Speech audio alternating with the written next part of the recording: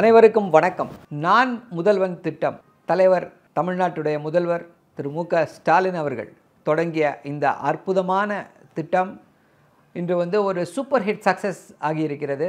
முதல்ல ஆரம்பிக்கும் பொழுது இன்றைக்கி நம்முடைய விளையாட்டுத்துறை அமைச்சர் திரு உதயநிதி ஸ்டாலின் அவர்கள் நான் முதல்வன் திட்டத்தின் சார்பாக நாடு முழுதும் நடைபெற்ற போட்டிகளிலே கலந்து வெற்றி பெற்றவர்களுக்கு பணத்தை கொடுத்து அந்த விழாவிலே பேசியிருக்கிறார். அதே போல் தமிழ்நாடு முழுக்க ஹேக்கத்தான் என்று சொல்லக்கூடிய அந்த நிரல் நிகழ்வு என்ற அந்த நிகழ்ச்சியை நடத்தியிருக்கிறார்கள். அதிலே வெற்றி பெற்றவர்களுக்கு பரிசுகளை கொடுத்திருக்கிறார்கள். அதில் இந்த நான் முதல்வன் திட்டத்தை பற்றி பேசும்பொழுது இது எப்படி எல்லா படித்த கல்லூரி மாணவர்களுக்கும் இளைஞர்களுக்கும் ஒரு வரப்பிரசாதமாக இருக்கிறது என்பது குறித்து ஒரு சிறப்பான அந்த ஸ்டாட்டிஸ்டிக்ஸை கொடுத்துருக்காங்க.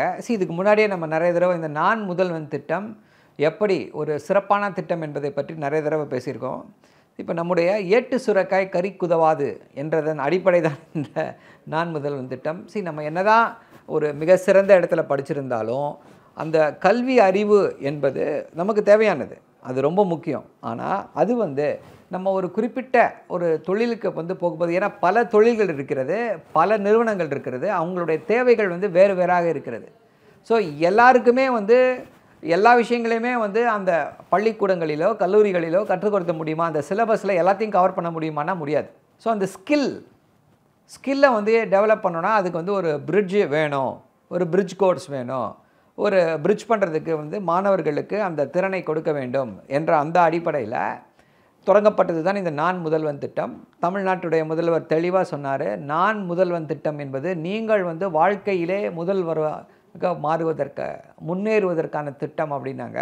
சென்ற ஆண்டில் பார்த்தீங்க அப்படின்னா கலை கல்லூரிகளிலே படித்த சுமார் 4000-5000 மாணவர்களுக்கு எம்என்சி கம்பெனிஸில் பிளேஸ்மெண்ட் கொடுத்துருக்காங்க. அரசு கலைக்கல்லூரியிலே படித்த அந்த மாணவர்களுக்கு இப்போது இன்றைய அந்த போட்டி அந்த விழாவிலே விளையாட்டுத்துறை அமைச்சர் சொல்லும் பொழுது என்ன சொல்கிறாங்க அப்படின்னா, இந்த திட்டம் ஆரம்பிக்கும் பொழுது தமிழ்நாட்டிலிருந்து முதல் 100 பேரில் ஒருத்தர் தான் இருந்தாங்க.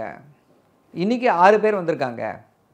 அதே போல் 47 பேர் தேர்வாகி இருக்கிறார்கள் ஐஏஎஸ் ஐபிஎஸ் தேர்வுகளில், ஐஎஃப்எஸ் தேர்வுகளில். இவர்களையெல்லாம் ஊக்குவிக்க தமிழ்நாட்டு மாணவர்கள் இளைஞர்கள் வாய்ப்பு டெல்லியிலையோ இல்லை வேற எங்கேயோ போய் ஸ்பெஷலைஸ்டு கோச்சிங் கிடைக்காதவர்கள் அவங்க இந்த திட்டத்தை பயன்படுத்தி கண்டிப்பாக முன்னேறலாம், அந்த தேர்வுகளை வெற்றி கொள்ளலாம் என்ற அடிப்படையில் சொல்லியிருக்காங்க. 1000 மாணவர்கள் தேர்ந்தெடுக்கப்பட்டு அவர்களுக்கு I think 7500 every month stipend மாதிரி கொடுக்குறாங்க. ஸோ தட் அவங்கள மற்ற விஷயங்களை பற்றி கவலைப்படாமல் படிப்பில் கவனம் செலுத்தலாம் என்பதற்காக இந்த திட்டம் ஒரு மிகப்பெரிய வெற்றியாகி இருக்கிறது. இப்படிப்பட்ட திட்டம் இந்தியாவில் வேறு எந்த மாநிலத்திலையும் கிடையாது. ஏற்கனவே பாஜக ஸ்கில் இந்தியா அப்படின்னு ஒரு திட்டத்தை கொண்டு வந்தாங்க. ஆனால் அது ஒரு அட்டர் ஃப்ளாப்.